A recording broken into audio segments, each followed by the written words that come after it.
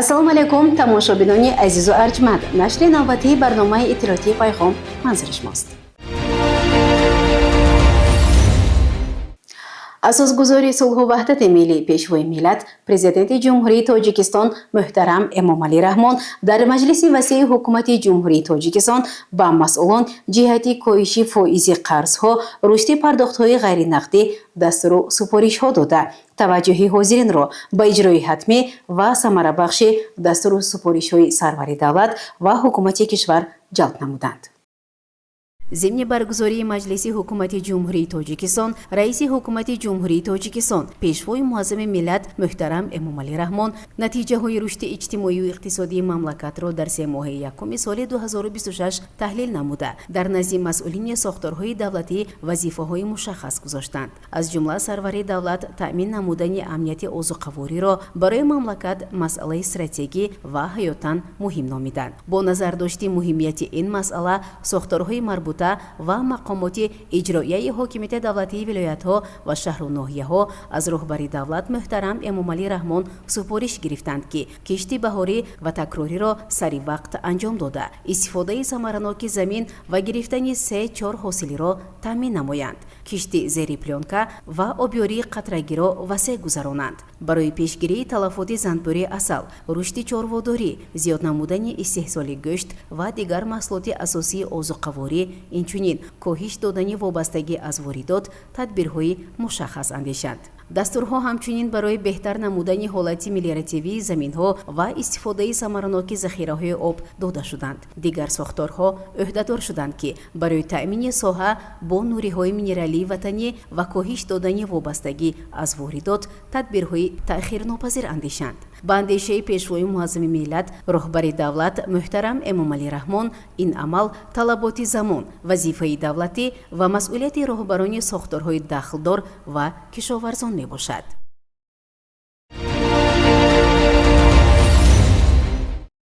در مجلس حکومت جمهوری تاجیکستان که تحت ریاست پرزیدنت جمهوری تاجیکستان، رئیس حکومت کشور پیشوای معظم ملت محترم امامعلی رحمان برگزار گردید، سرور دولت با مسئولان برای برطرف نمودن کمبودی‌های در 3 ماه یکم سال 2026 در فعالیت وزارت و اداره‌ها و تشکیلات و مؤسسه‌های دولتی جای داشته دستور و سپارش‌های مشخص دادند. از جمله دستور داده شد که برای پست نمودن فائز قرض‌ها، بهتر کردن دسترسی صاحبکاران با ذخیره‌های مالیوی، تمدید مهلت قرضدهی و افزایش مبلغ‌گذاری با ساحه‌های افضلیت‌ناک به خصوص استحصالات وطنی، تدبیرهای مشخص اندیشیده شود. رهبر کشور محترم امامعلی رحمان مقامات دخلدار را وظیفه‌دار نمودند که برای گسترش پرداخت‌های غیرنقدی، رشد اینفراستراکچوری رقمی، فراهم آوردن شرایط مساعد برای استفاده واسطه‌های الکترونی پرداخت و جاری کردن نظام یگانه پرداخت در تمام منطقه‌های کشور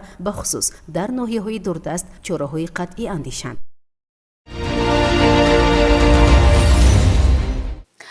بینندگان گرامی، حالا باشد با قرار رئیس شهری پنجکند متوجه باشید. قرار رئیس شهری پنجکند درباره برگزار نمودن مسابقه فوتبال بین کارمندان مقامات حفظ حقوق برای دریافت جام رئیس شهری پنجکند مطابق ماده‌های 19 و 20 قانون کنستیتوسیونی جمهوری تاجیکستان درباره مقامات محلی حاکمیت دولتی، قانون جمهوری تاجیکستان درباره تربیت جسمانی و ورزش با مقصد ترغیب طرز حیاتی سالم و جلب بیشتر جوانان به تربیت جسمانی قرار می‌کنم. با مقصد ترغیب طرز حیاتی سالم، جلب جوانان به تربیت جسمانی و مشغولیت‌های تربیت جسمانی، مستحکم نمودن علاقه دوستی بین کارمندان، مسابقه فوتبال سنه‌های 5-7 می سال 2026 در شهر پنجکند برای دریافت جام رئیس شهر پنجکند در سطح بلند گذرانده شود. هیئت کمیته تدارکات، نظامنامه، نقشه چاره‌بینی‌ها و خرجنامه مسابقه فوتبال تصدیق کرده شود. ریاست وزارت مالیه جمهوری تاجیکستان در شهر پنجکند وظیفه‌دار کرده شود که در اساس خرجنامه پیشنهاد شده در دایره مبلغ‌های به بخش جوانان و ورزش پیش بینی شده 27090 سامانی جدا نماید. бахши кор бо ҷавонон ва варзиши шаҳри Панҷакент, муассисаи давлатии маркази варзишии шаҳри Панҷакент, якҷоя бо шӯъбаҳои ташкилӣ ва кор бо кадрҳои дастгоҳи раиси шаҳри Панҷакент, рушди иҷтимоӣ ва робита бо ҷомеаи дастгоҳи раиси шаҳри Панҷакент ва бахши фарҳанги шаҳри Панҷакент супориш дода шавад, ки барои дар сатҳи баланд баргузор гардидани чорабинӣ тадбирҳои мушаххас андешанд.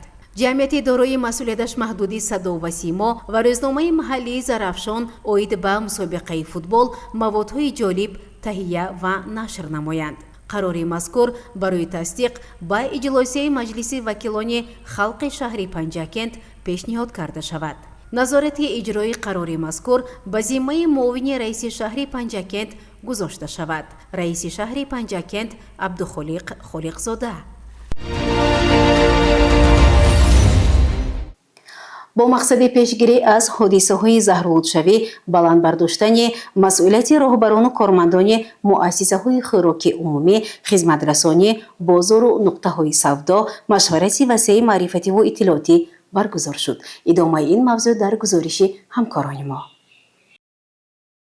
бо сабаби бемасъулиятии роҳбарият ва кормандони чойхонаи Абубакри шаҳри Панҷакент 34 нафар шаҳрвандон пас аз тановули гӯшти мурғ ва тундак яъне соус заҳролуд шуданд, ки ин ҳодисаи нохуш боиси нигаронии мақомоти иҷроияи маҳаллии ҳокимияти давлатии шаҳри Панҷакент, прокуратураи шаҳри Панҷакент, сохторҳои назоратӣ ва аҳли ҷомеаи Панҷакент гардид, изҳор дошт прокурори шаҳри Панҷакент, мушовири адлияи дараҷаи 1 Искандар Раҳматзода дар ҳамоиши васеи маърифативу иттилоотӣ. тибқи супориши прокуратураи шаҳр бо мақсади пешгирии заҳролудшавии шаҳрвандон аз истеъмоли маводи хӯрокии шубҳанок, таому хӯришҳои ба саломатии хатарнок, гурӯҳи кории сохторҳои назоратӣ ба роҳбарону масъулони тарабхонаҳо, ошхонаҳо, чойхонаҳо риояи қатъии талаботи қонунҳои амалкунандаи стандартҳои давлатӣ, амнияти санитарию эпидемиологӣ ва таъмини бехатарии озуқавориро шарҳу изоҳ дода, барои ислоҳи камбудиҳои ошкоршуда тавсияҳои мушаххас муқаррар карданд.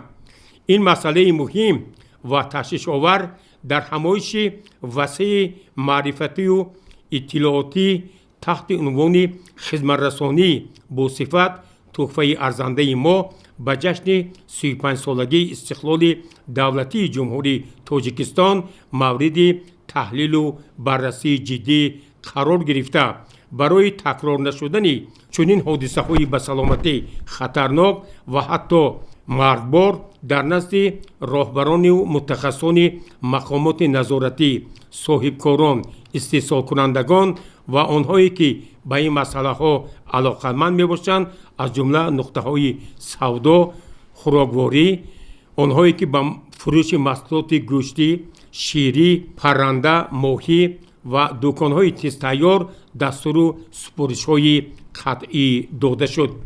ҳамоишро муовини раиси шаҳри Панҷакент Мурод Шукрзода оғоз бахшида, мақсади асосии онро ба баррасию пешгирии заҳролудшавии шаҳрвандон аз бемасъулиятии роҳбарону кормандони муассисаҳои хӯроки умумӣ, воридоти маҳсулоти кӯҳнашуда ба шаҳру деҳоти Панҷакент дар сатҳи паст қарор доштани сифати хидматрасонӣ, нарасидани мутахассисони соҳибтаҷриба ва соҳибтахассус арзёбӣ кард.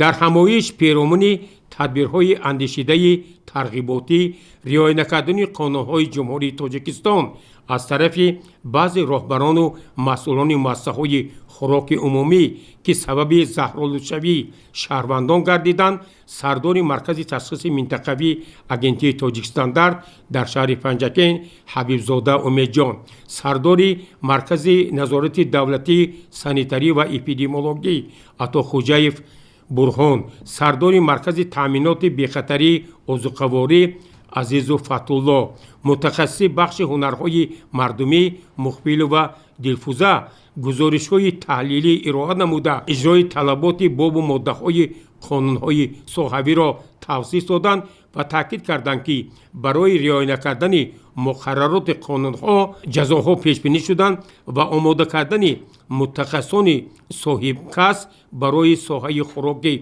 عمومی حتمی میباشد. پروکورور شهر پنجکین مشاور عدلیه درجه 1 اسکندر رحمتزاده با توجه حاضرین اطلاع داد که یک زمره راهبران طربخانه، آشخانه چایخانه ها، فروشنده های بازارها، نقطه های سودا از انتشار فرمان پرزیدنت جمهوری تاجیکستان محترم امامعلی رحمان درباره اعلان کردن مراتوری با سنجش سوبیکت های خواجگی دار در دوره از 1 ینوری سال 2025 تا 1 ینوری سال 2027 سوء استفاده نموده قانون‌های عمل کننده را صرف نظر کردند که این خانم نظری آنها با عاقبت حادثه ناگوار زهرآلودشوی آورده رسانید. برای چنین قانون‌شکنی تا 10,000 سامانی جریمه و دیگر جزاها پیش بینی شده است و باید از این همایش معرفتی صاحبکاران، استحصال کنندگان، فروشنده ها، کارمندان مؤسسه های خوراک عمومی، دیگر مسئولین خلاصه های ضروری برآورند.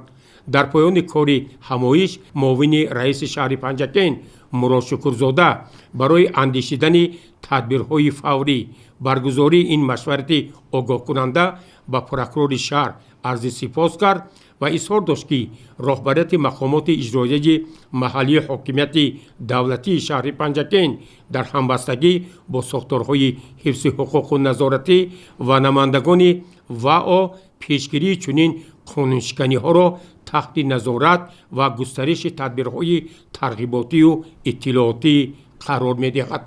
گزارش عباس همراساده و شهباز قربانوف.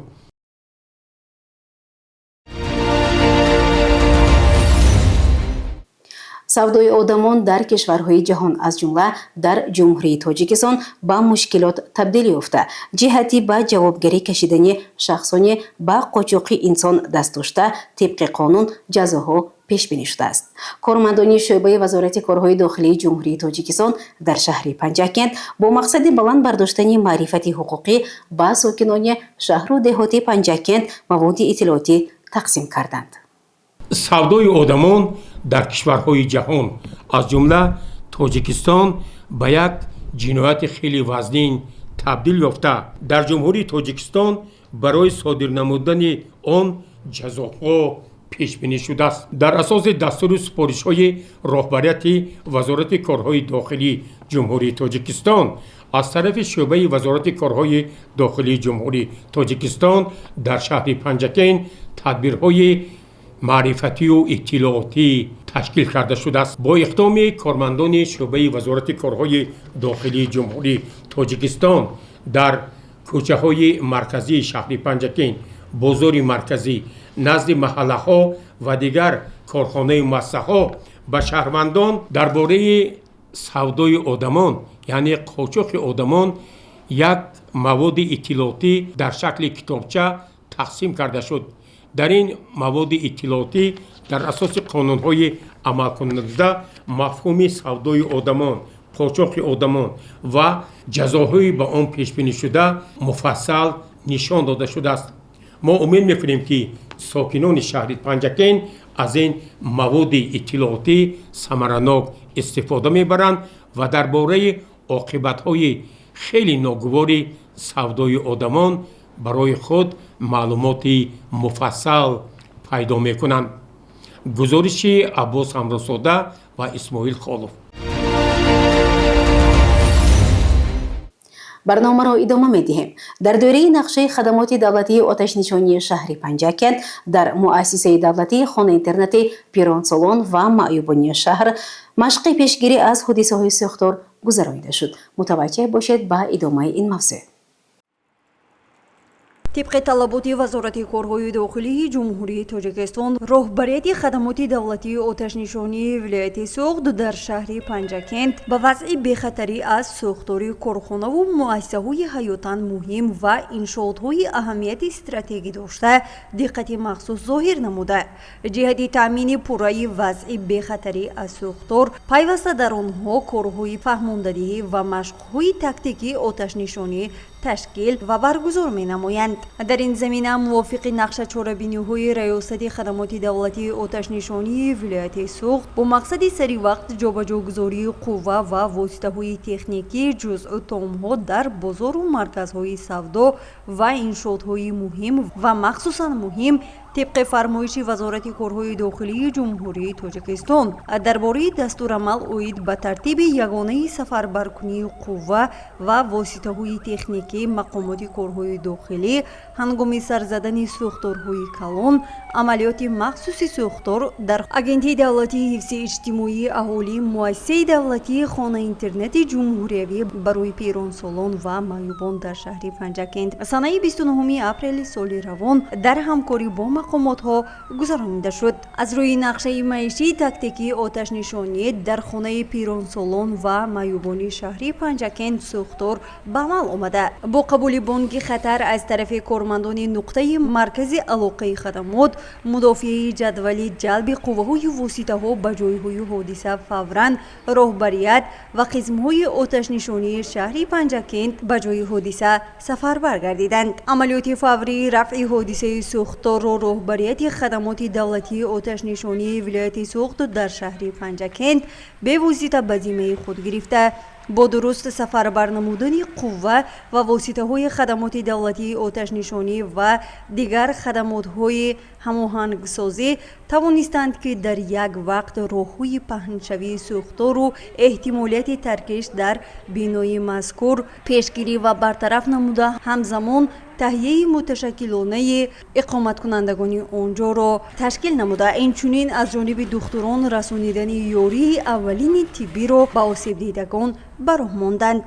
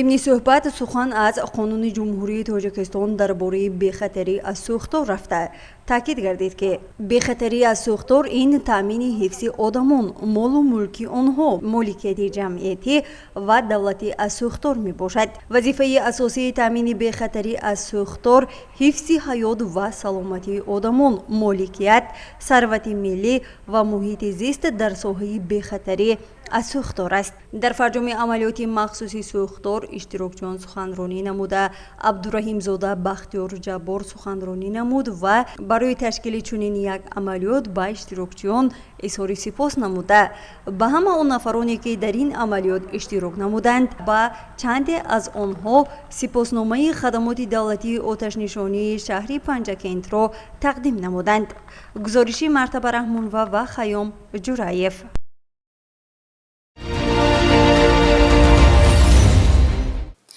дар муассисаи таҳсилоти миёнаи умумии рақами 28-уми деҳаи соли ҷамоати деҳотӣ Мохён бо иштироки омӯзгорони фанҳои забони русӣ ва англисӣ машварати омӯзишӣ баргузор шуд.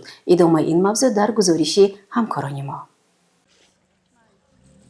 давлати ҳукумати кишвар аз солҳои аввали соҳибистиқлолӣ ба пешрафти илму маориф ҳамчун омили асосии тараққиёти тамоми соҳаҳои ҳаёти ҷомеа таваҷҷӯҳи махсус зоҳир намуда, ин сиёсатро пайваста таҳким ва рушд дода истодааст. Зеро таҳкурсӣ ва пояи рушди соҳаи иқтисодиву сиёсат ва иҷтимоиву фарҳанг аз омода кардани кадрҳои баландихтисос вобаста мебошад. Дар муассисаи таҳсилоти миёнии умумии рақами 28 деҳаи Исор ҷамоати деҳоти Моғиён семинар машварати омӯзгорони фанҳои забони русӣ ва забони англисӣ таҳти мушовирии шӯъбаи маориф оид ба фанни забони англисӣ Сокина Шафиева ва оид ба фанни забони русӣ Зарина Султонова бо иштироки омӯзгорон баргузор шуд.